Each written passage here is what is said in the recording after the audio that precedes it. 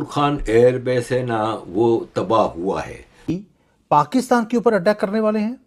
फिर उन्होंने 5 से 12 एरियल एक्सरसाइजेस फिर अलोंग पाकिस्तान बॉर्डर अनाउंस कर दी हुई हैं। उसमें रॉ के और मुसाद के जो फुटप्रिंट्स हैं वो तो अब ऐसी इंफॉर्मेशन आई है कि अग्नि जो मिसाइल्स हैं उनको पाकिस्तान के बॉर्डर के ऊपर भेज दिया गया है। मैं एज ए इंडियन पर्सपेक्टिव इसमें लाना चाह रहा हूँ। पहले हमने देखा कि मोदी पहुंचा, इजराइल पहुंचा और उसने बड़ी सपोर्ट की। हमारा अफगानिस्तान के साथ जंग भी चल रही है, हमारा ईरान बॉर्डर बड़ी खतरनाक सिचुएशन पे है, अफगानिस्तान के साथ हमारी फुल ब्लोन जंग इस वक्त चली हुई है।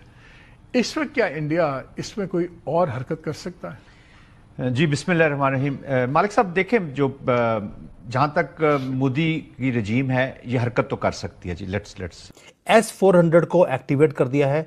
राजनाथ सिंह जी ने स्टेटमेंट दे दिया है। पाकिस्तान के पार्लियामेंट में भी मातम है और कुछ होने वाला है, ये गारंटेड है। इस बार छोड़ा नहीं जाएगा, ये हमारे रक्षा मंत्री की स्टेटमेंट है। मोदी जी चुपके से तैयारी कर रहे हैं।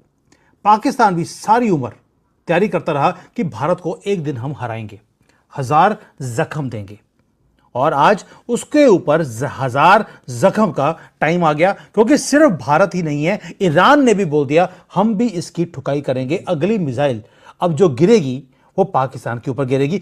सारी दुनिया की नजरें हैं मिडल ईस्ट के ऊपर, ये आपको मालूम है।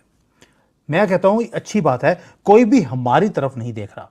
रियल अर्थक्वेक वो आने वाला है मोदी जी की तरफ से, वो पाकिस्तान के ऊपर, and Pakistan knows it.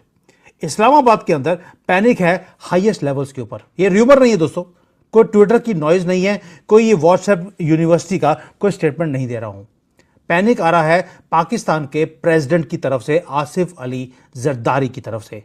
National television के ऊपर खड़े होकर उसने, उसकी टांगे तो लोगों की कांपती हैं, इनकी कांपे टांगती हैं। इसके बेटे ने बोला था एक बार कि हमारे जो आर्मी चीफ है उसकी कांपे टांगती हैं। उसका मतलब कुछ और था, मैं बाद में समझाऊंगा। और इस बार आसिफ अली जरदारी आता है, उसकी कांपे टांग रही थी और अपने देश, अपने पूरे पाकिस्तान को बोलता है कि भारत आ रहा है, हिंदू हमें खा जाएंगे। और लोगों को बोला प्लीज यूनाइट हो जाइए, थोड़ी शांति रखिए, वरना एक ऐसा युद्ध आएगा जिसमें से हम कभी बाहर निकल नहीं पाएंगे। Please let that sink in. जब प्रेसिडेंट ऑफ पाकिस्तान खुद लाइव टेलीविजन के ऊपर आकर अपने लोगों को वार्न करे कि भारत आ रहा है, इसका मतलब है जरदारी को मालूम है कि क्या आने वाला है। इंडियन मीडिया इसको कवर नहीं करेगा, छोड़ दीजिए, लेकिन पाकिस्तान मीडिया ने बहुत एक्सटेंसिवली इसको कवर किया। ये जो मैं दिखा रहा हूं आपको, फोटो दिखाई थी मैंने आपको होली की, वो होली के ऊपर कुछ पाकिस्तानी भी आए थे, एक दो। जब उनको पता लगा कि भाई ये तो भारत के हैं, ये तो होली मना रहे हैं, और उन्होंने हल्की सी पॉलिटिकल बातें शुरू करी, जैसे ही मैंने बोलना शुरू किया वो बेचारे भाग गए। आपको मालूम है ये वैसे भी हमारे सामने टिक नहीं सकते, मेरी बातों के सामने तो क्या टिकेंगे, आपको मालूम ही है। जरदारी ने ये तो बोल दिया कि अब यूनाइट कीजिए, लेकिन ये भी पता लग गया कि वो डरे कितने हुए हैं भारत से। पहली बात ये, पाकिस्तान आज हर चीज से डरता है, वो अपना नाम लेने से डरते हैं, और लेना भी चाहिए। उसका रीजन कुछ और भी है। इकॉनमी उनकी डेड है, इन्फ्लेशन बहुत ज्यादा है। पार्लियामेंट के अंदर जो लॉ मेकर्स हैं वो सारे, आसिफ जरदारी जब वहां पे स्पीच दे रहा था, वो कैमरे के ऊपर बोलते हैं चोर, ठग। और उनकी जो मिलिट्री है, उनका जो कंट्रोल है पूरे कंट्री के ऊपर, वो लूज होता जा रहा है। यानी कि पूरा का पूरा कंट्री फ्री फॉल पे है। उधर से मोदी जी ने बोल दिया मैं अग्नि 5 भेज रहा हूं, S-400 को एक्टिवेट कर रहा हूं। यानी कि जो लीडर्स हैं पाकिस्तान के, वो एक डेस्परेट पोजीशन पे आ चुके हैं। और इनका एक ओल्ड ट्रिक है, जब जब ये एक डेस्परेट पोजीशन पे होते हैं, लोगों को यूनाइट नहीं कर पाते या कंट्री को आगे नहीं लेके जाते, तो क्या कहते हैं, राह की साजिश है, भारत ने करवा दिया, हिंदुओं ने हमें तंग करके रखा हुआ है। मोहम्मद नाम के जितने लोग हैं वो सारे भीख मांगने पे लगे हैं दुनिया भर में, ये पाकिस्तान बोलता है।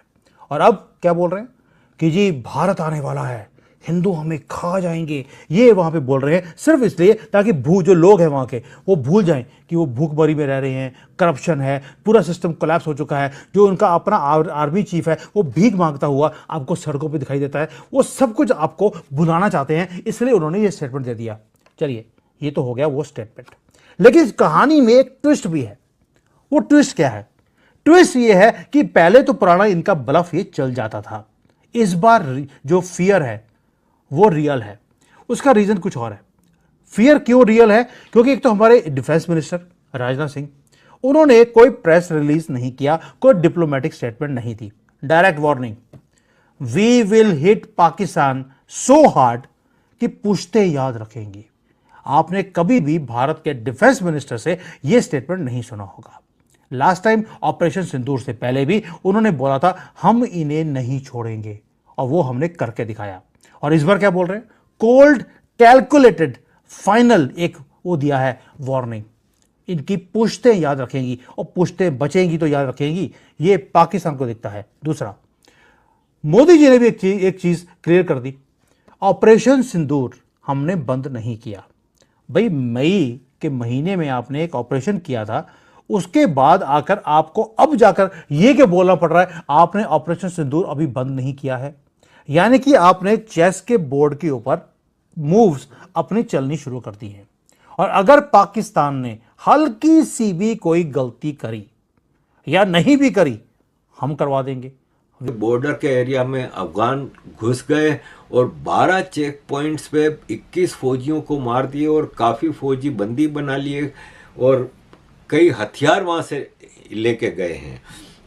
इसके अलावा नूर खान एयरबेस पे हमला हुआ है अफगान ड्रोन की तरफ से, और नूर खान एयरबेस है ना वो तबाह हुआ है। फेक रिपोर्ट्स पाकिस्तान बनाने में बहुत माहिर है, इसलिए इन चीज़ों को वो एक्सेप्ट नहीं करेगा, लेकिन ये चीज़ें